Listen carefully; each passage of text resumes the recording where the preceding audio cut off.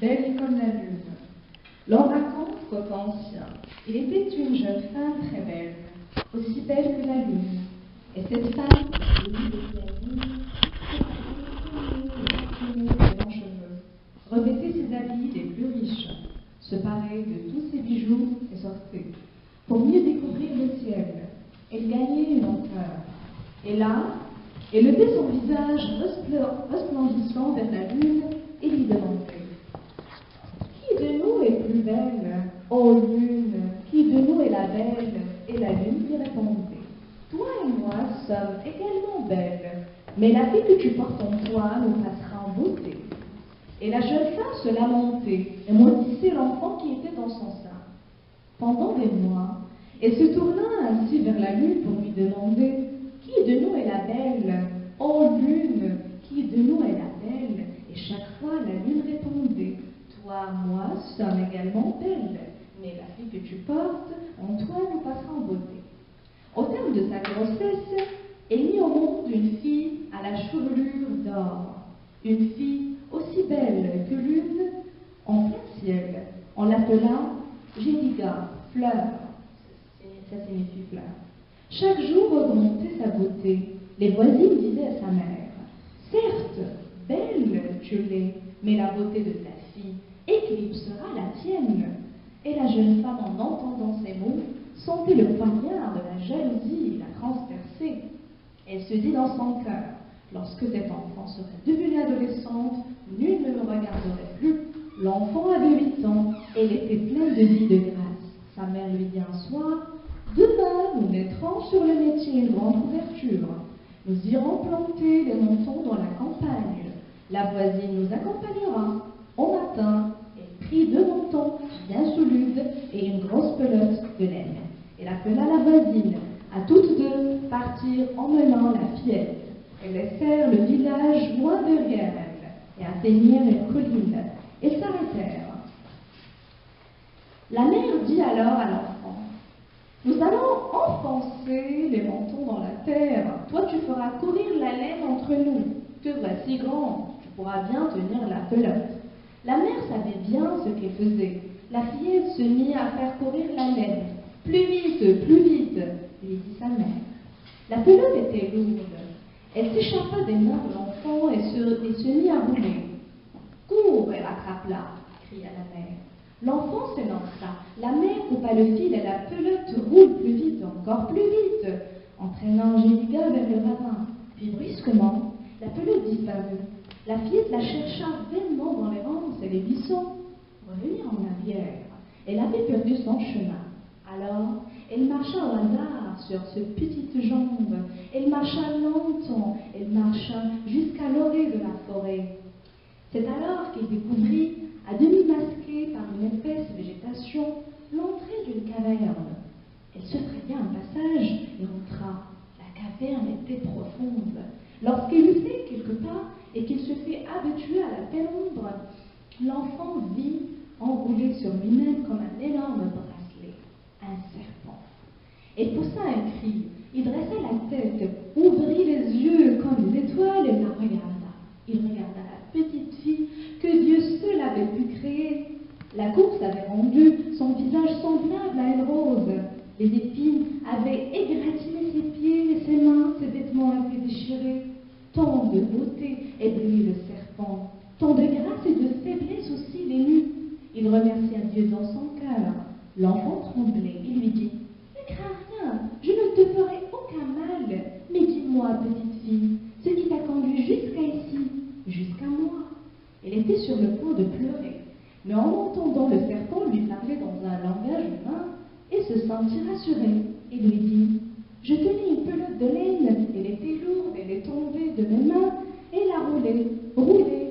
Je l'ai suivie, je l'ai perdue de vue, et je continue à marcher jusqu'ici. Il prit de l'eau pour lui laver le visage, les mains, les pieds. Il la fit asseoir et lui servit à manger. Elle mangea de la galette de blé et but du lait. Dans un endroit bien abrité, il y entendit une couchée et lui conduisait pour qu'il se reposât. Il faut dire que ce serpent n'était pas un véritable serpent. D'abord, il avait commencé par être un homme heureux, il possédait une maison nombreux champs et toutes sortes de biens et de richesses. Mais une nuit, par mégarde, il marcha sur un serpent. Ce serpent le regarda, se dressa, en lui soufflant son haleine au visage, lui dit « Tu m'as écrasé, tu deviendras serpent comme moi, et tu le resteras tant que je vivrai, afin que les hommes te foulent aux pieds. » C'est ainsi qu'il fut changé en serpent.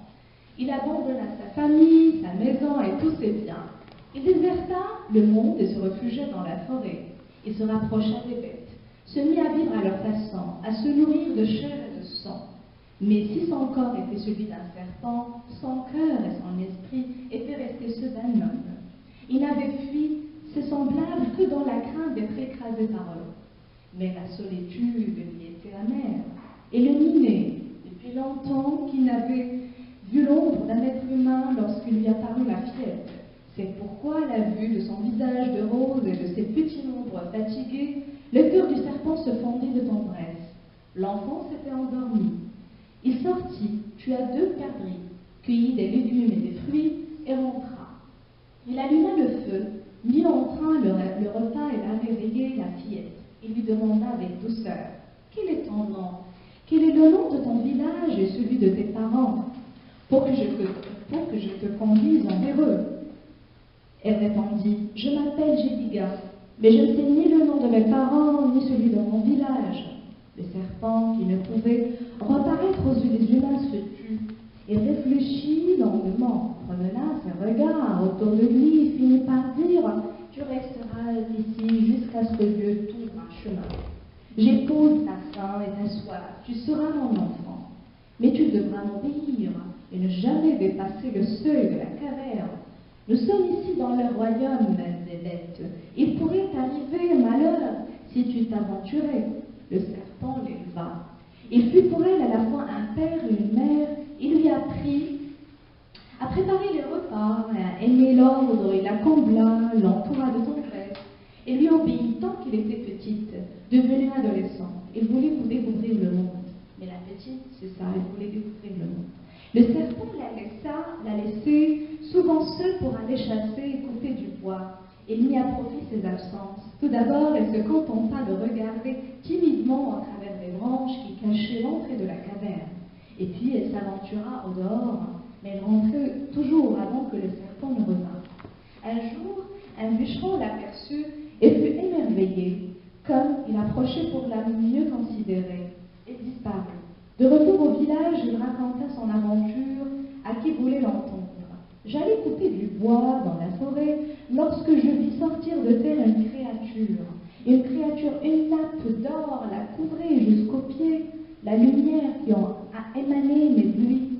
Sans doute, était-ce la fée gardienne de la forêt? Je voulus m'approcher pour voir son visage, mais il avait déjà disparu. Cette histoire, de l'un à l'autre, colportée, arriva aux oreilles du prince. « Prince, répondit le bûcheron, une créature m'est bien apparue à l'orée de la forêt. Il était debout contre un arbre. Était-ce un ange, une fée? Son visage défiait la lumière, une nappe d'or l'habillait. Quand je voulus regarder de plus près, je m'aperçus qu'il n'était plus là. Demain, au point du jour, tu me conduiras où était apparue, dit le prince. Et le lendemain, la jeune fille finit par se montrer à l'entrée de la caverne, et la nappe d'or qui l'habillait, c'était ses cheveux. C'est tout ce qu'ils virent d'elle, le prince et le bûcheron qui la guettait à travers le feuillage. Donc le prince décida de rester seul pour savoir si l'étrange créature était mortelle ou fée. La jeune fille demeura longtemps sur le seuil, et puis elle rentra. Peu après, le prince vit cette chose qui le stupéfia. Le serpent qui avançait debout, portant des légumes et des fruits. Donc, car lorsqu'il était chargé, il ne rampait pas. Et le serpent déjeuna, fit la sieste, c'était l'été, et sortit à la fraîcheur pour faire sa promenade. Alors, le prince put approcher de la caverne et contempler la jeune fille. Elle se sentait appuyée à un arbre, elle portait à sa bouche des grains de raisin.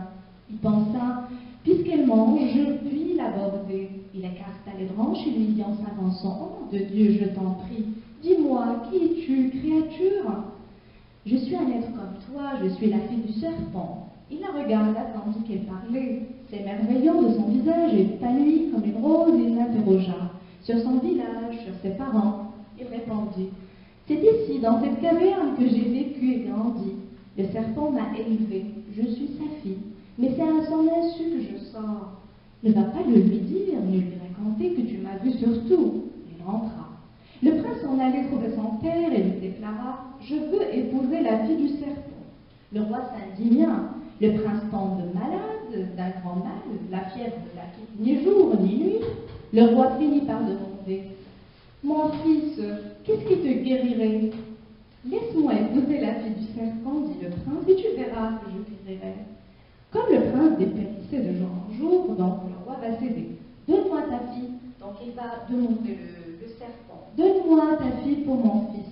Et le serpent répondit, roi, il y a 7 ans qu'elle est venue à moi, je l'ai élevée comme ma fille. Elle m'est plus chère que le haut ciel, mais puisqu'au roi tu la veux, la voici, je te la confie. Et comble-la de présents et veille sur elle, comme je l'ai fait moi-même jusqu'ici. Le jour où elle devait se séparer de lui pour suivre le roi à la cour, le serpent dit à la jeune fille,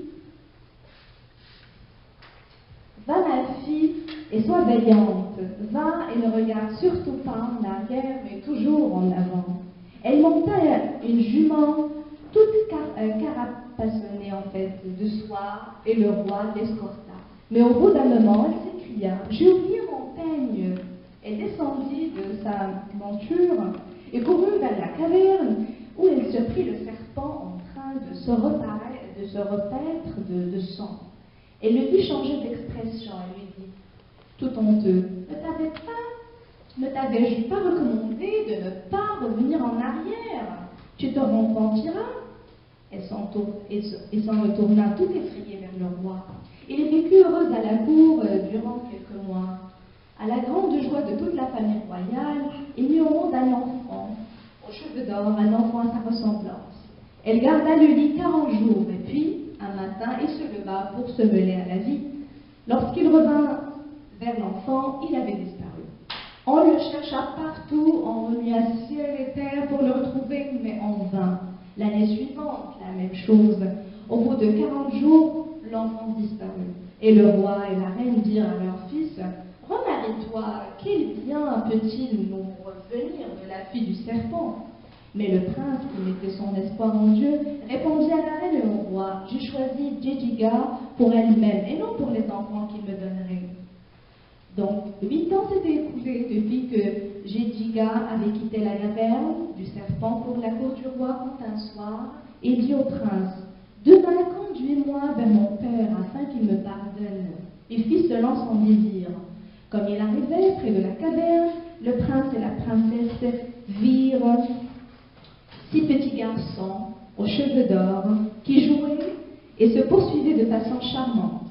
Un vieillard élevait dans ses bras le 7e enfant aux cheveux d'or, et la princesse cherchait des yeux les serpents. Alors le vieillard s'avança et lui dit, « Ne le cherche pas, c'est moi. Il y a longtemps, une nuit, j'ai marché sur un serpent par mégarde. Il s'est vengé en me rendant serpent comme lui, mais il est mort, et son pouvoir sur moi est mort aussi. » Donc il dit encore, le jour où tu m'as quitté pour aller vers ton époux, je t'avais recommandé de ne pas revenir en arrière. Tu es revenu et tu m'as surpris en train de boire du sang. Tu m'as humilié et je t'ai dit, tu t'en repentiras. Il tendit à la princesse le bébé qu'il avait dans les bras et se tourna vers le prince. C'est moi, prince, qui suis-je venu chercher des enfants, les uns après les autres, pour punir ma fille. Je les ai élevés avec tendresse, comme j'ai élevé leur mère. Cette fois, prince, tu t'es trouvé devant un berceau vide, et tu n'as pas humilié ma fille, tu l'as aimée, au contraire, tu l'as protégée. Voici tes enfants, je te les rends. Il poussa vers lui les 6 enfants aux cheveux d'or. Mon compte est comme un ruisseau, je l'ai compté à des souvenirs. Merci.